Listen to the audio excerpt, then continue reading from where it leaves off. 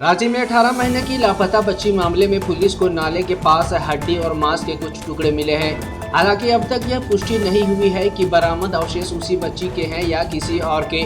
City SP ने बताया कि एफएसएल टीम ने सैंपल डीएनए जांच के लिए भेज दिए हैं और रिपोर्ट आने के बाद ही सच्चाई सामने आएगी। पुलिस ने घर और आसपास के सभी सीसीटीवी फुटेज खंगाले, लेकिन बच्ची या किसी संदिग्ध व्यक्ति की कोई मूवमेंट नहीं मिली। जांच में यह भी सामने आया कि बच्ची जिस आंगन में खेल रही थी वहां से महज 6 फीट दूर खुला नाला था, जो आगे स्वर्णरेखा नदी में जाकर मिलता है। लगातार बारिश और तेज बहाव को देखते हुए एनडीआरएफ, नगर निगम और पुलिस की टीमें लगातार सर्च ऑपरेशन चला रही हैं। वहीं परिजनों ने अफवाहों से बचने की अपील करते हुए कहा है कि उन्हें अब भी उम्मीद है कि बरामद शव उनकी बेटी का नहीं है। देखिए, जो सैटरडे को जो बच्ची मिसिंग हुई थी शाम के टाइम पे अपने घर से, उस मामले में पुलिस ने मल्टीपल टीम्स बनाई और मल्टीपल टीम्स बनाने के पश्चात अलग अलग एंगल से जांच किया गया है। इसमें पहला एंगल जो है कि बच्ची घर से बाहर निकली है तो कहाँ से निकली है। तो बच्ची के घर के 2 एग्जिट हैं और दोनों एग्जिट का सीसीटीवी कवरेज एडिक्वेट है और 3 से 4 बार एक से 2 बार तो बल्कि फैमिली को साथ में बिठा के सीसीटीवी फुटेज दिखाया गया है। जिस भी आदमी की उस घर के अंदर या उस घर के अंदर या बाहर जो एंट्री हुई है उसको वेरीफाई करवाया गया है और कोई भी सस्पिशियस पर्सन, किसी भी सस्पिशियस पर्सन की मूवमेंट पुलिस के द्वारा या परिवार के द्वारा उस घर के जो दोनों एग्जिट और एंट्री पॉइंट से वहां से नहीं देखी गई है। साथ ही साथ बच्ची का भी मूवमेंट घर के अंदर से बाहर की तरफ नहीं देखा गया है। हालांकि आसपास के सीसीटीवी फुटेजेस जो है थोड़ा फार ऑफ डिस्टेंस वाले जो सीसीटीवी फुटेजेस हैं वो अभी भी पुलिस के द्वारा उसकी जांच लगातार की जा रही है। दूसरा एंगल था कि अगर आप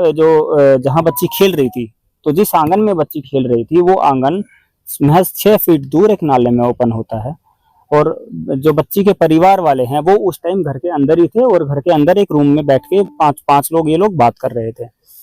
इनके द्वारा बताया गया है कि 4 बजे इन्होंने लास्ट देखा है कि बच्चे घर के आंगन में खेल रहे हैं और उसके बाद इन लोगों को ध्यान नहीं है 6 बजे तक, क्योंकि ये आपसी बातचीत में व्यस्त हो गए थे। उसी एंगल पर फिर जब वहां घटनास्थल सेम डे एफआईआर करके जब घटनास्थल विजिट किया गया हमारी टीम्स के द्वारा, तो देखा गया कि एक तो शाम को 7 बजे के आसपास काफी तेज बारिश हुई थी सेम डे और जो घर का आंगन है वो नाले में एग्जिट है।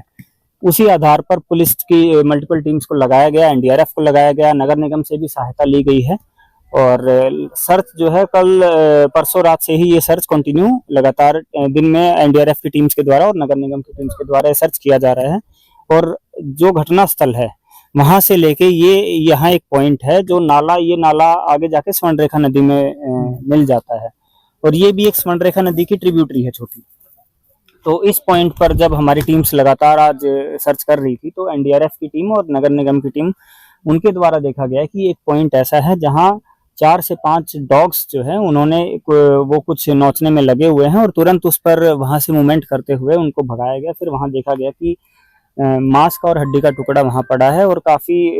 ठीक ठाक मात्रा में है और प्रथम दृष्टि देखने में वो वही लगता है, क्योंकि उस मांस के टुकड़े पर कोई भी हमें बाल होने की पुष्टि नहीं हुई, तो प्रथम दृष्टि वो ह्यूमन ओरिजिन का प्रतीत हुआ है। और उसी आधार पर उसको जांच के लिए आगे उस मांस के टुकड़े को हड्डी और मांस के टुकड़े को जांच के लिए जो है हॉस्पिटल भेजा गया है और उसके पश्चात डीएनए सैंपलिंग के पश्चात उसको परिवार के जो उसके मदर फादर हैं, डीएनए अगर वो ह्यूमन ओरिजिन का मिलता है और एज उसकी वेरीफाई होती है तो उसके बाद उसको डीएनए सैंपलिंग के लिए भेजा जाएगा। और साथ ही साथ मैं ये भी बोलना चाहूँगा कि